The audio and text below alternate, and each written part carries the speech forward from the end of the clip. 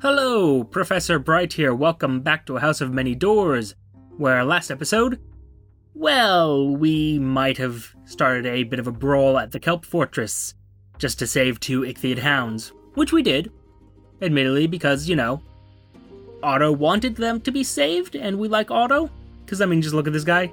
He's great. Admittedly, might have gotten a few people hurt because of starting a fight between a bunch of shark men, but minor detail. We also agreed to essentially hook up some sort of abomination, some sort of fishy abomination, with a river. A poisonous river. But, yeah. It was productive, shall we say. No. But, well, what's done is done. We actually have... I said last episode that we'd be going after this Optival Hawk and the deal with Sandy, which we will. But first, though, I kind of want to go to this Svadilfari, because these folks over at the Odd Winter Intrusion, they want us to go there, to find the secret to immortality. Oh? Oh yeah, we're real close to Erozim now. I kind of want to go after that, too, because I want to see what that is, but by the same token... Oh, hey, it's winter now. Question.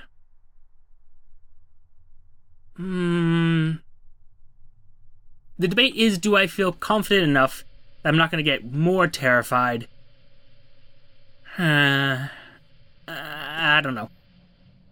We'll decide eventually. Wow, that's a big iceberg. Huh. Well, let's see. Oh. Inside the cottage, you find a huge clay golem sitting on its haunches, its eyes hollow and empty. It could have been waiting here for centuries. Nice. I will take that, because I do love me some golems. It's basically a magical robot, which is my kind of thing. It's fine. Oh. Invisible eyes are watching us now? Okay, cool. Just reading those little notes down there. We are getting a lot more icebergs. Very big icebergs at that. Huh, what are you? A well. Oh, cute. Well, anyway, moving along. There's a little storyline where I assume we just saw two people declaring their love for each other, blah blah blah. Oh great, we're delirious, that's not ideal. But we should be fine. We're gonna clearly be going to Murmalon? What was it? Oh, hush. Stop your laughter. Erozim. Murmalon was, I think, somewhere else. If I remember correctly. Ooh. Mousalon River. That was what it was. Yeah, we're not gonna be going that way anytime soon. Admittedly, there are arguments that we should, but, the Svadilfari, and then the Optival Hawk. That just... It seems so close and so much easier to do. Huh? Oh, apathy in the crew. Minor problem at best. Great, there is a just giant little, I don't know what you are, but I know you're threatening, so I'm just gonna go right over this way. Bye. Yeah, fun over there. So, Erozim, what is this? Tell us of it. Ice kept dead sit in their huddled masses. They died together, sharing their dwindling warmth. The towers have collapsed under the crushing weight of snow. This was a proud city once, before the odd winter intrusion let the snow in. Oh. Well. These are all generic options, so let's scavenge the ruins. The howling wind bites like a dog. Turn your collar up. There was a pilgrimage to the hospitals and the schools when the snow first hit. You walk among skeletal masses, huddled for warmth in a collapsed gymnasium. There must be thousands of them here. Was Erozim truly so large a city? 3 old bones, or one reflection on mortality? Let's be respectful, I guess. They're together, at least. Fair enough. Well, we will run away. I remember that's the place for the running away. So, I guess north? North makes sense.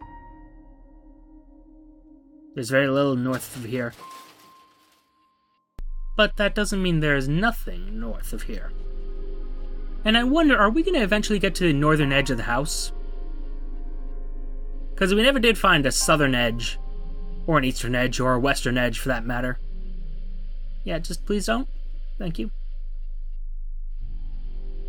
So I'm wondering where the edges are of the house, if there are edges. Could, I suppose, be spherical, but what? That looks like a mushroom house. A Mycenae shelf village where the mushroom people move ponderously, their limbs heavy with frost. They speak slowly too, in patient drawls, but are friendly enough. Fair enough. Gather news. As you listen to a Mycenae very slowly elaborate its life story, you realize this is going to take all day. The village elder froze stiff again and had to be warmed up for hours by the fire. The snow has brought strange things with it, twisted shapes which fly like bats. Okay. Well, cold and boredom battle within you. Let's walk the spine. The Mycenae wave glacially as you pass. The village elder is holding a moral moot in the town hall, discussing how to shore up the shelf before it falls. There have been cracks appearing on the ice, apparently, and the shelf fungus beneath is rotted. You sit at the back and listen for a while, but the debate takes an interminably long time. In my opinion, begins a frost-coated Mycenae in the second row. Oh, gods. Stay and listen as long as you can. This is an important debate. You wish they'd hurried it up. The Mycenae drone on. The shelf can be supported by timber, begins one of them, a two-headed Mycenae with icicles hanging from both its caps. By this time, at least 24 hours have passed. You sit fidgeting at the back and stare at your watch. Why are you still here? Stay. On the contrary, timber is not strong enough to hold the weight of... This is ghastly. You could be out exploring. What are you doing? What are you trying to prove? Your clothes are starting to smell. Iron struts would make a far better material. You're well into the third day. The Mycenae show no signs of stopping, nor of speeding up. Your bottom is actually frozen to your seat. You started gnawing on the Mycenae next to you for sustenance. It does not notice.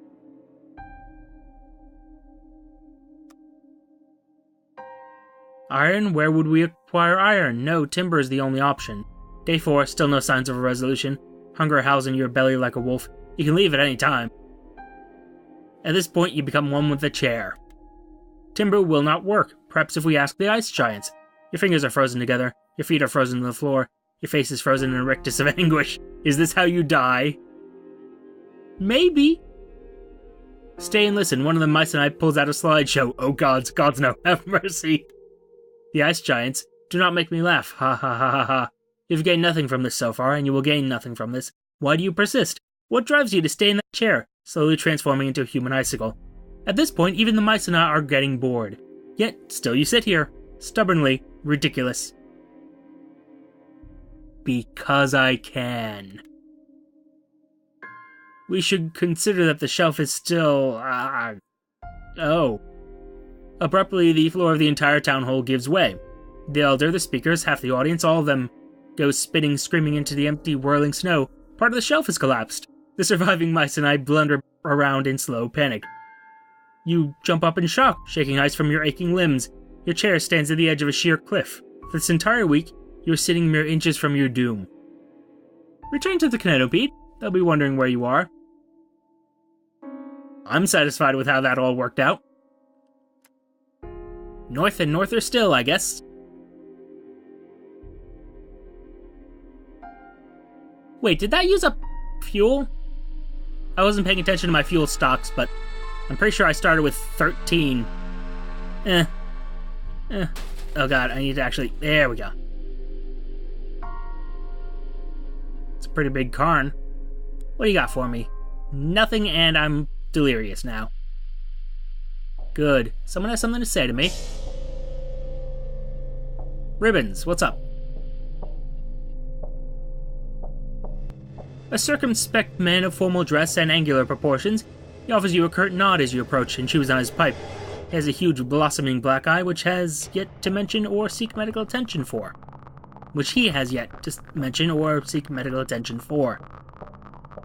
Yes. You find Augustus fiddling with the Kinetopede's radio, a hissing message on the wave. Come in, SOS. Is Sergeant Julian Rummold. I repeat, Sergeant Julian stranded out of fuel, and we, shelter in the ruins of Arrowzim, have a child with us. I repeat, a child. Cold is killing us. Winter. The voice falters and dies. For a moment, Augustus's face almost changes expression. Sergeant Rummold was just a private when I knew him. He says, we fought together in the Reclamation. I formally request that we make our way to Arrowzim post-haste. Of course, no time to waste. A commendable decision, says Augustus, calmly taking the wheel and flicking levers across the control panel. We shall strike a course to Arrowzim. Indeed we shall. Indeed we shall. Although before we do that, possibly, insight's a major weakness, and while I don't like you, you can't help me at all. Huh. Okay then, Guile. We're going to discuss our plans until I can't discuss plans anymore. Good. That's an improvement at the very least. Now, back to Arrowzim. Even though I'm delirious. And this is a bad idea. But we're doing it anyway. Might as well explore the little bits of space that we have. That we have not yet explored, I should say. Oh, great. More icebergs. Now, if I wanted to... yeah, down and to the left. Just to maximize coverage on our map. Although I guess everything is just this giant grid. There aren't really routes, per se. We just have a massive grid of spaces to be in, and I'm gonna go away from that. This delirium might be a problem later on. Oh, no. There we go. Good job. You're doing it. You're doing great. Alright, moving along. We're gonna try to find Sergeant Julian Rummold. The wind hits you like a sheet of needles. You and Augustus stagger through the blizzard, the world a swirling white, unable to see even a few yards ahead. Arrowzim is scattered with rusted wheel vehicles, most entombed in ice. You prise open several and find nothing inside but the ancient frozen dead. You shout Rummold's name, though your voice is snatched by the gale. At some point you become sickeningly aware that Augustus is nowhere nearby. You call for him, but the blizzard renders all such efforts pointless. It blinds, deafens, freezes until you feel like a mute and insubstantial ghost. Stay on the blizzard, try to find him. You grit your teeth against the cold and stride through the snow. Augustus is wandering lost, but just a few 100 yards from you, the tips of his fingers turning black. We have to keep searching, he insists, teeth chattering. Indeed we must. You stay out on the blizzard and search. Despite everything, you spot the remains of a Kinetopede not soon after, almost drowned in snow. Rushing over with Augustus, you heave open the frost-sealed door and... the Kinetopede's interior is dark and silent, and somehow even colder than the blizzard outside. Climb inside. The darkness swallows you eagerly, but at least you're out of that wind. Descending into the upturned Kinetopede, you find nothing but corpses, cracked and blackened by cold, men in military uniforms who died huddled in a useless quest for warmth. There's no smell, and the cold will keep them like this for decades, untouched by rot, frozen in solidarity. Call for Augustus to follow us. Down at the very bottom of the upturned Kinetopede, you find one final gaunt corpse, its arms wrapped around a tiny white bundle. Suddenly you realize that the bundle is shivering. This was Julian Rummold, says Augustus behind you, and... the girl, is she still alive?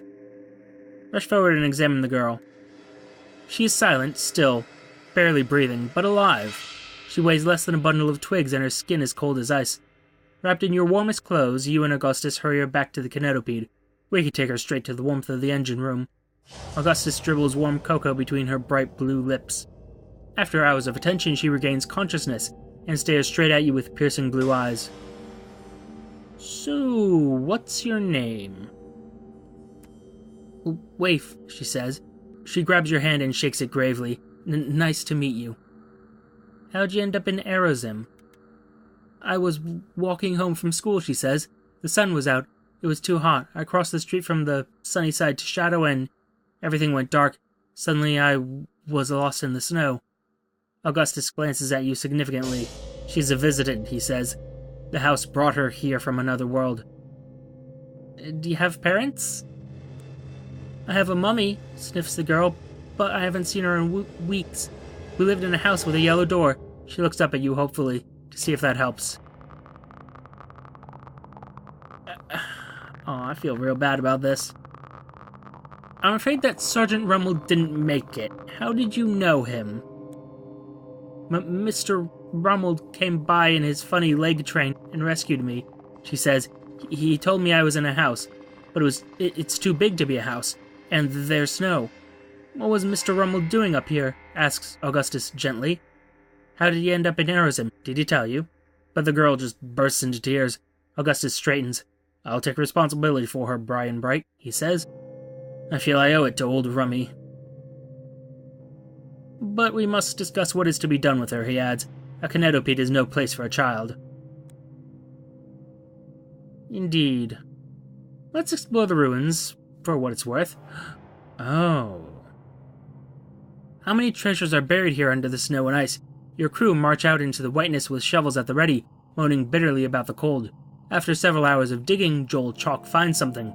A key, encased several feet down in ice. The rest of the crew gathers in awe. You order the ice carefully chipped away. Interesting. Oh, wonderful. Chat with Waif. Spending time with Waif can restore your sanity. Waif is always unpredictable in most respects. One minute she's dancing, the next crying with fright.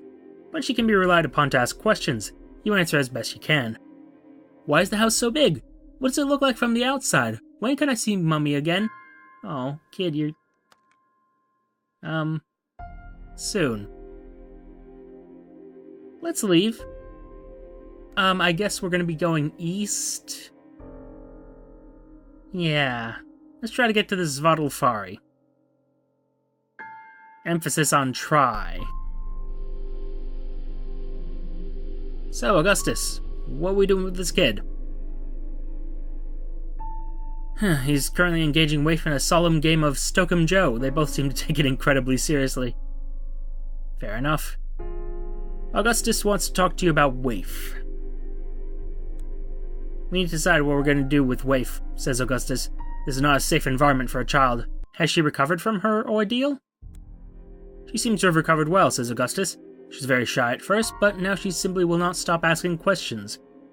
Where would she be safe? Waif is a visitant, he says, and for just an instant he looks haggard. She came from another world. Our civic duty is to turn her into Kennedy Yard for questioning.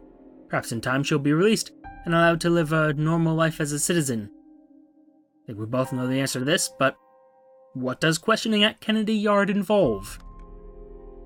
Augustus coughs and doesn't meet your eyes. I heard rumors during my military career, he says. Drugs, mind games, repeated memory theft.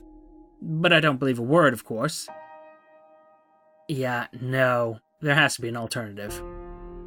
Well, Augustus's mustache quivers, muscles tighten at the corner of his mouth. We did technically discover her outside of the city's jurisdiction, did we not?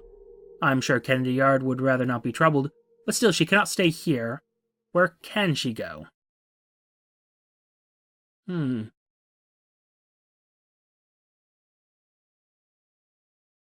I'm tempted by this, but yeah, let's decide later. Founder's Fire would probably be the best option for her, truth be told, but we'll decide later about this one. Oh, what? Okay, no, sorry. My fingers just got off the right keys for the well, that matter of steering the Kinetopede. Oh dear. Yep. Back to going north and east. And north and east. Over and over again. Until we get to where we need to go. Oh, delirium. You just do such wonderful things to us. Come, come. Time to go. Be somewhere else. See new things. Less dangerous things, perhaps. I mean, I kind of agree on this not being the best place for a kid, but at the same time, I mean, just send her to an orphanage? That just... I don't know, that doesn't sit right with me. Of course, I don't know if that's what we would do if we went to Founder's Fire. I wonder. Well, something we'll worry about in the future. Right now, let's just worry about getting to whatever Svadilfari? Yes, that place. Let's get to whatever city or region is around it. I assume it's a full-blown city just because it's a place I'm supposed to be able to explore. And I'm making a bunch of assumptions. So, yes. And then he walked away. Sure, what do you got? Delightful. Indecipherable tome. Not terribly useful. We do have that key, though. And I wonder... Oh, hey. What? Definitely near waste disposal. Huh. Well, I mean, why not check it out? What we got here? What? So bright, so harsh. The heart light is hurting your eyes. You order it turned off, just for the moment, and the darkness fills you with sweet relief. A stroll next, perhaps? To step away from the Kinetopede, to simply walk and walk. Oh, you're tempted, but you resist. And that is for the best. Oh, waste disposal of another world. What? Some lucky world elsewhere has discovered the house's potential as a consequence-free interdimensional garbage dump. This room is a 10-mile-high mountain of rotten plastic and leaking barrels. Cool. Motherfucker. Okay, you order your crew to pick through the endless mounds of discarded things. Bottles, plastics, and leaking barrels. They clip pegs over their noses and heave it all aside in search of trash-buried treasure. Suddenly, the junk collapses into a sinkhole, taking Joel Chalk down with it. His screams are hideous, accompanied by the sound of snapping bone and chewed gristle. Then an enormous worm emerges from the pit, pink and fat, and longer than your Kinetopede. Its curiously human teeth glistening red. Joel Chalk is dead. Question though, can we capture it? Delightful. You order your crew into small teams and assault the worm with rifles and harpoons. It's a long, hard battle, but finally you have the monster trussed up and ready for transport. The thing that's longer than my Kinetopede. Right. It snaps and screeches helplessly. I might as well decipher the indecipherable tome. Fine. Chat a little bit more with Waif. She's still more or less the same, but I will take that little bit of sanity. I do love me not being crazy. So, as we were... No. Come on. Let's go north. And then east. And further east. Never stop going east. Till we reach our destination. Ha ha ha ha! No. Excellent. Oh, right, I only have 3 barrels of fuel left. Well, looks like we're just gonna go to Svadilfari and then that'll be it for us. Unless, of course, we can buy fuel there, but... yep. This is not ideal. We are definitely going through fuel much faster than I remember us going through fuel. But, oh well. That's fine.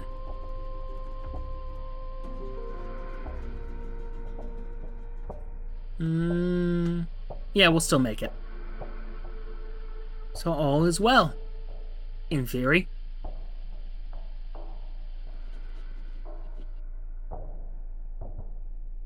Okay, I'm a little less certain that we'll make it, but still. Pushing forward. I'm sure I have to have something in the hold that I can... Wow, that change in, music. Hello, Penachak. You are greeted by a forest of rotted corpses, skewered haphazardly on iron spikes. Loops of wire twist their sunken heads to face you. Each cadaver in this thicket of the dead has a sign strung around its throat. Each faded wooden board has been etched with tiny words. In the distance, a huge skeletal structure. Wisps of smoke curl to the ceiling. People live here. Well then, scurry along. Good things rarely come from investigating corpses. Not entirely true, but keep going.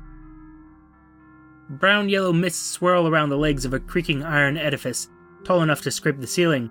Huts of salvaged metal nestle in its shadow. There are faces peeking between the rusted girders.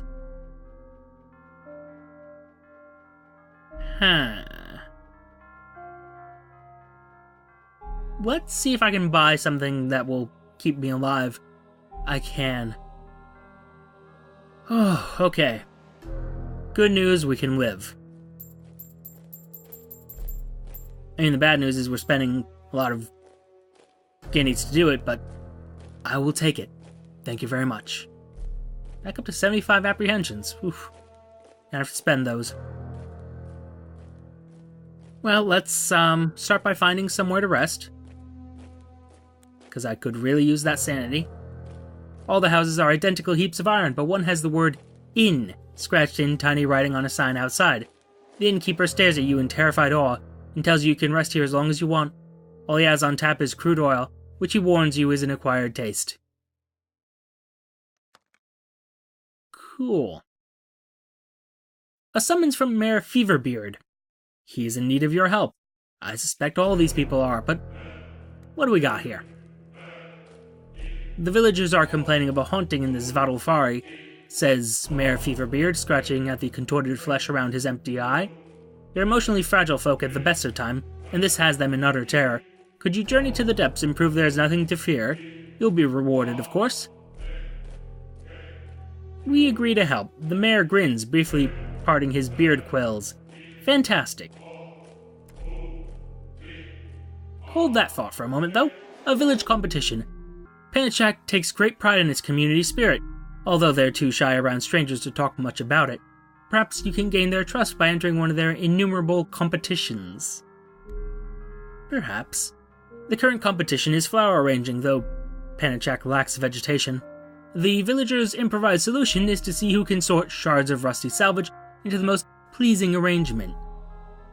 An earnest attempt. Create the best arrangement you can. You work through the night, assembling your rust-splotched metal into a magnificent diorama, a scale-perfect model of Penachak itself, complete with a Svadalfari that belches flame via an elaborate mechanism hidden in the base. The other villagers mostly just throw their stuff together at random. Mayor Feverbeard declares all the participants victors and gives each of you a certificate. A certificate? The other contestants are already enthusiastically destroying their sculptures. Huh. Gather news. The villagers of Penachak slip away whenever you approach them. You wonder how much actually happens here. You manage to corner a townsperson who gabbles a dozen greetings to you in a dozen languages. When he realizes that you just want to hear what's happened lately in Penachak, he sags in relief. The supply of oil from the Svadalfari has been dwindling. A team of engineer warriors was sent to investigate possible mechanical faults, and has yet to return. Well, small town with a big heart. If you say so. Let's go inside. I mean, a bunch of people have disappeared, but maybe we won't. A brutish iron hulk. It sighs in the wind. Just as a precaution, saving. Another slot, why not? Explore the Svadalfari. a British Iron Hulk, its size on the wind, and we're going inside. The Svartalfari smells of rust and salt and damp. You lower yourself through the topmost hatch. Head deeper in, the corridors groan like a dying thing. Well then, endless corridors of rust and dripping brine. The floor is rumbling. Why is this an option? Why would you let the fire take you? We're going for it. You close your eyes, an instant of searing heat as the flames roll over you, then icy cold. When you open your eyes again, the corridor is dark and silent. No smoke, no fire. Cool. Yep, it's haunted. Bye. Problem solved. It's haunted. It's terrible. Okay, went deeper in. Leaky pipes above, puddles of oil on the floor. You pass through what seems to have once been a medical room.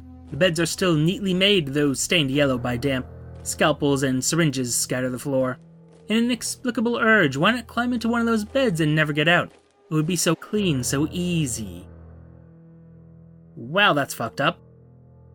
A test of guts. Resist the urge. Your will is iron, you will not submit your mind to the temperings of some sad spirit. Slight advantage, or toss the coin, so... Bam. You shake your head, a small gesture, but it breaks the spell.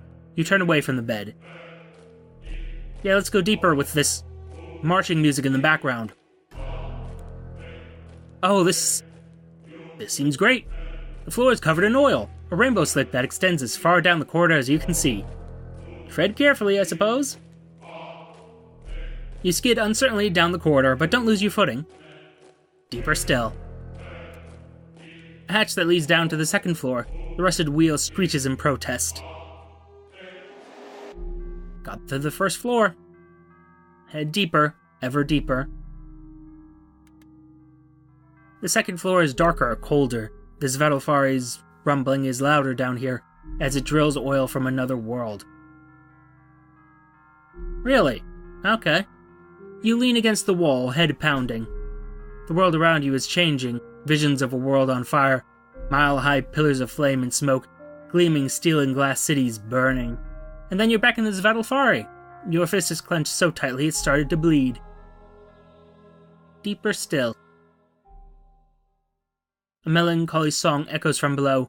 An open door, but as you approach it slams shut, the lock clicks.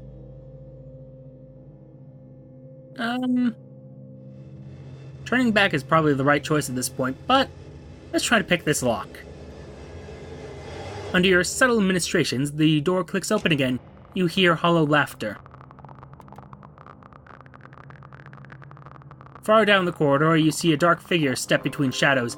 The corridor ends in a blank metal wall, decorated by a ragged old health and safety poster. No way forward, no way down. Did you make a wrong turn? This place is a maze. Turn back, you hit a dead end. Okay, well, I'm going to rest for a little bit. Thank you very much. As much as I can. Although I can't actually... It's actually quite unfortunate. Oh, on second thoughts. I apparently used up all my welcome here. Well, that's kind of doubly unfortunate. But, good news, we explored part of Panachak.